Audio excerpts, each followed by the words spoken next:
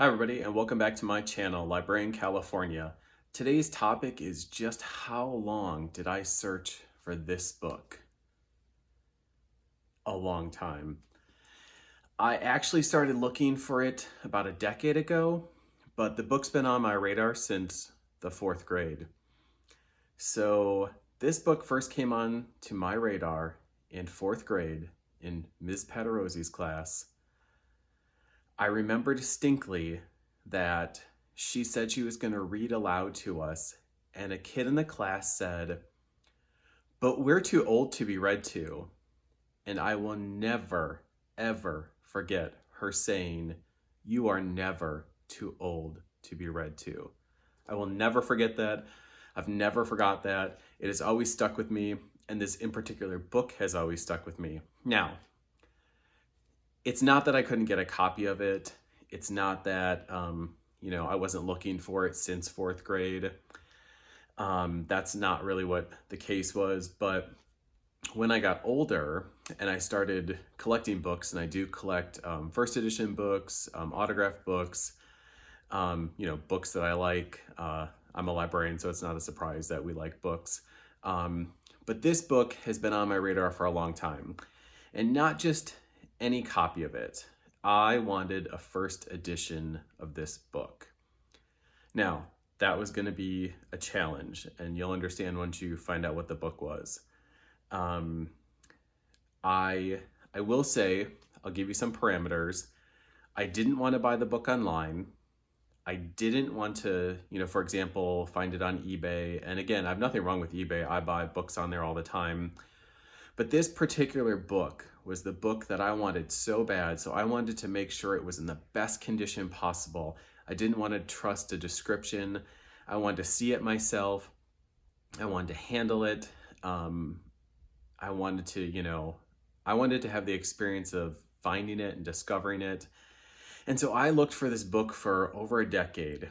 And how did I look? I would go to bookshops, used bookstores, anywhere I travel, if I was going anywhere for a convention, or if I was visiting somebody, or just in a random city, I always like to check out the local used bookstore scenes, and specialized bookstores, and antiquarian bookstores, and everything that I could get my hands on, I wanted to look at. And I would peruse lots of different books, but in the back of my head, there was one book. There was always just one book that I wanted so bad that just stuck in the back of my head forever. Now, what is it about this book? I remember distinctly Ms. Paderosi would read a chapter to us each day. It was towards the end of the day.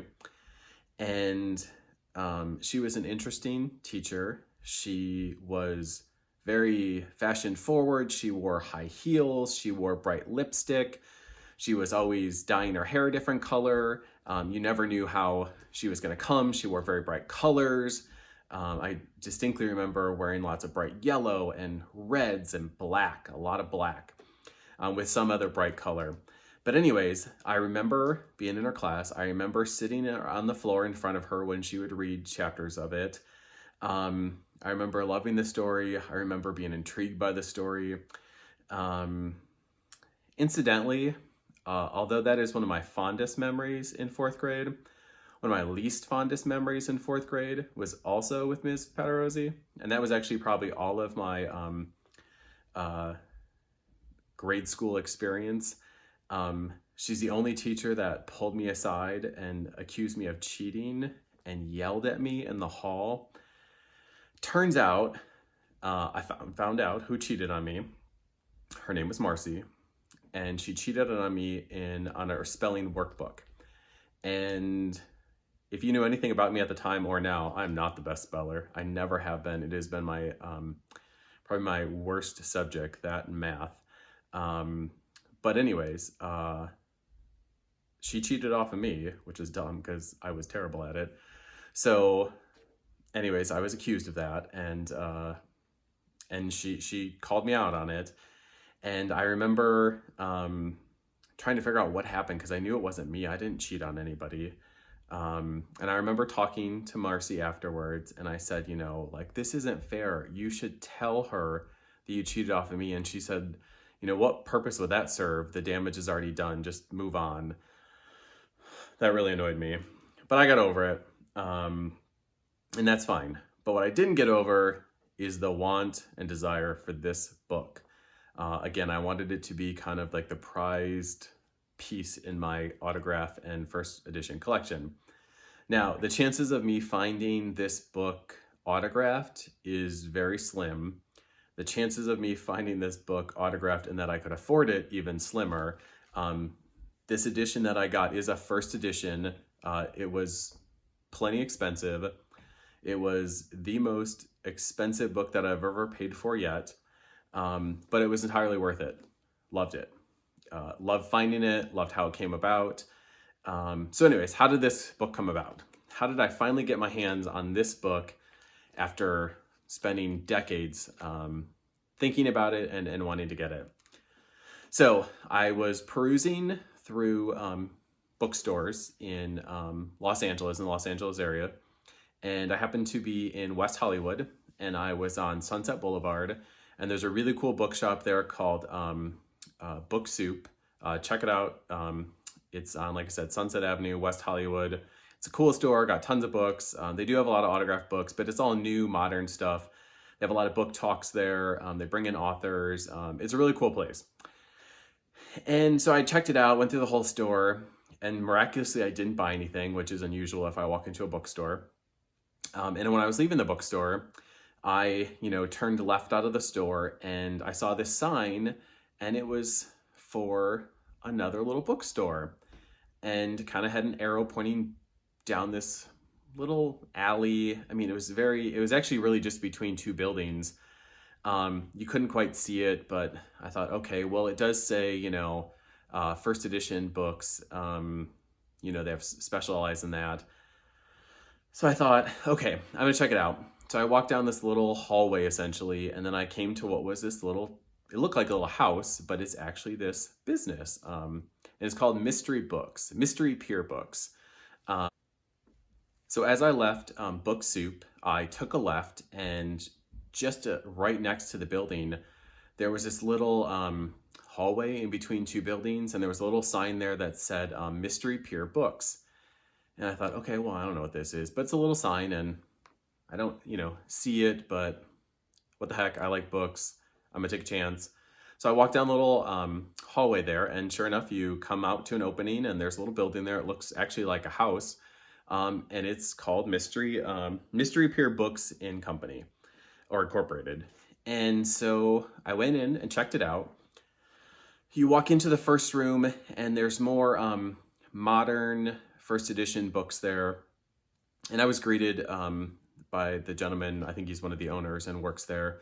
And I kind of looked around, and, he was very kind, asked me if I was looking for anything in particular.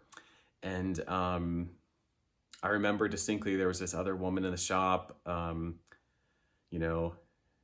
she was kind of decked out extravagantly. They were serving her champagne, and she seemed to be talking a lot about books, but she didn't have any books, and also she didn't leave with any books I saw.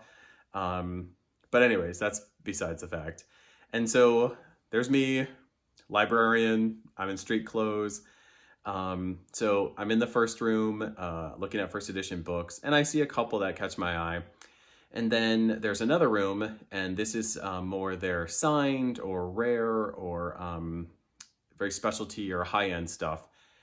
And I remember just, looking around, and the gentleman asked me if I was, looking for anything in particular. And I said, no, I'm just looking. And I think I'd mentioned, I'm like, I'm a librarian, and I like to look at books, and I'm always got my eye on, what's out there, or, adding to my collection. And he said, no worries. And he went to go do his business. And so I was looking around, and at one point he mentioned to me from kind of behind the desk area, he's like, if you actually, you could pick up a book if you want to, that's fine. If you're interested, just, let me know. And, but feel free to pick it up. You're a librarian. I think you know how to handle a book, and which I appreciated, and I do. And so I was looking around, and then there it was. I saw it in a glass cabinet with some other books by the same author. And I thought, oh, do I even ask how much it is? Because I had looked at the prices of some of the other books the in the bookshop, and they weren't cheap, but again, they were all first editions or autographed first editions or special editions, or a conglomerate of other things. But there it was. So, and he said I could open the cabinet and look, so I did, and I looked at it, and it was in really good condition, like really, really good condition. The only thing I noticed on it, as on the very top, there was a little bit of foxing, which is a term if you're not familiar with it. It's just little brown speckles. There was a little bit of foxing on the top, at the very top of the book, on the pages, and just a little bit of light damage, just a tiny bit. Like you could see that maybe it was exposed just a tiny bit to sunlight at some point, but the dust jacket was good. There was no tears in it. I'm looking at it now, and you can't quite see it yet, but I mean, this is in really good condition. And I was like, oh, damn, I want this book. All right, how much is it going to cost me? So I see in the book there's actually a price, and I was like, oh, that's a lot of money.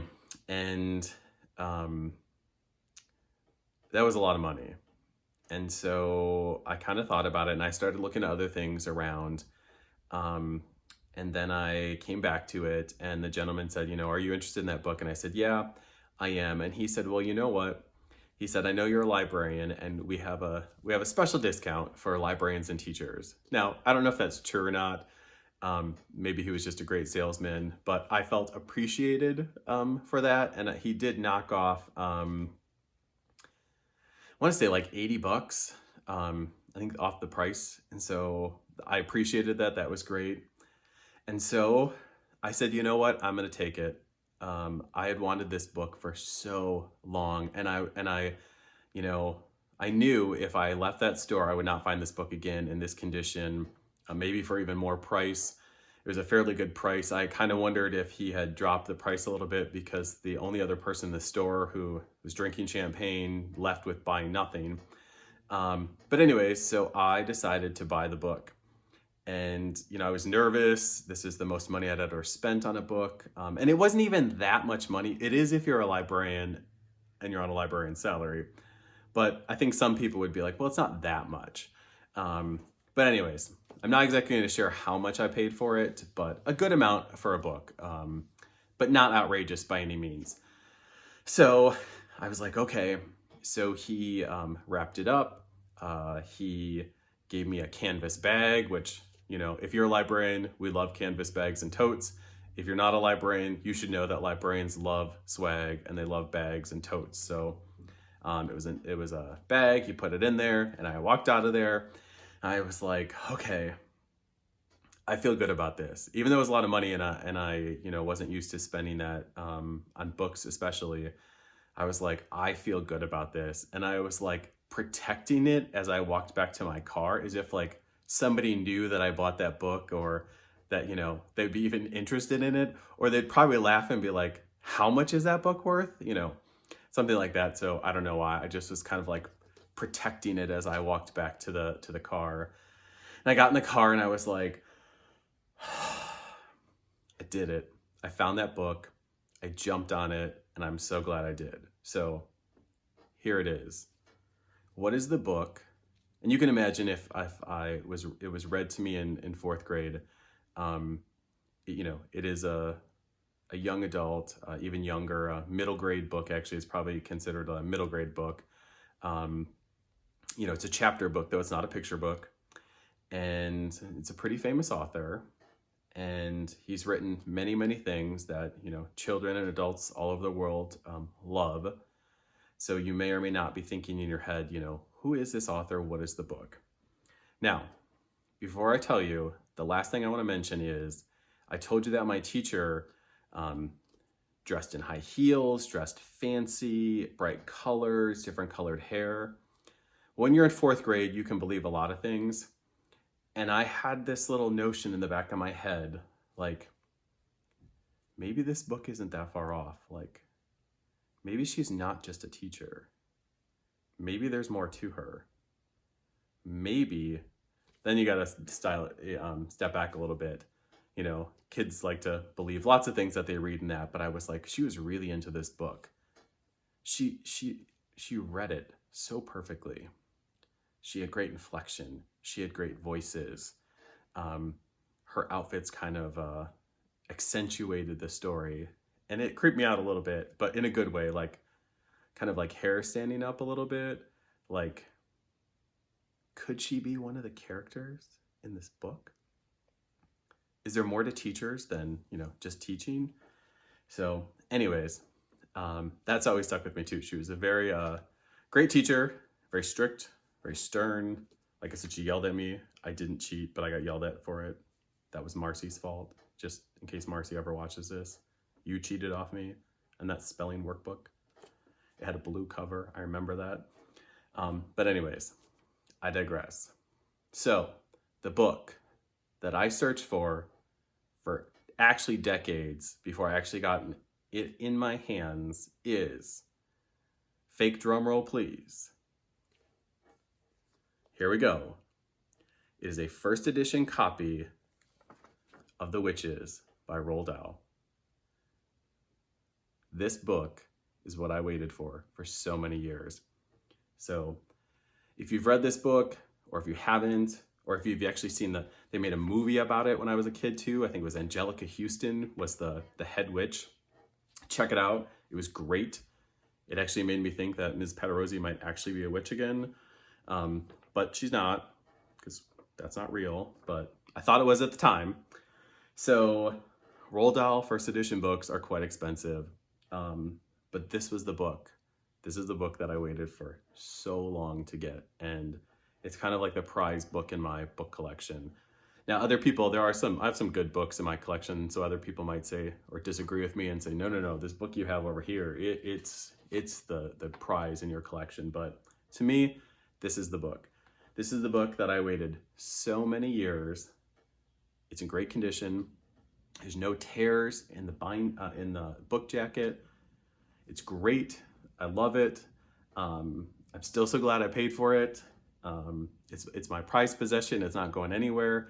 I have it in a special place. It's not out where it can get any sun damage or anything. It's got a protective cover on it. So anyways, this is the book. This is the mystery. This is my prized possession in my autographed and first edition book collection. So now you can see why finding an autographed copy of it by Roald Dahl is probably impossible, especially with my budget, but you never know. You never know what you might come across or find. Or maybe I'll make a lot more money as a librarian eventually. So that's it. That's this week's video. Have you ever looked for a book forever? Have you ever spent a lot of money on a particular book? Let me know in the comment sections if you have. I totally understand. It doesn't matter what you paid for it. It was worth it. If you've loved it so much and you looked for it for so long and you wanted it so bad, you deserve it. So anyways, that's my story. If you like this video, please give it a thumbs up. Please consider subscribing to my channel and click the bell for notifications. So anyways, thank you. And again, remember to please visit your local library. That's it. See you next week.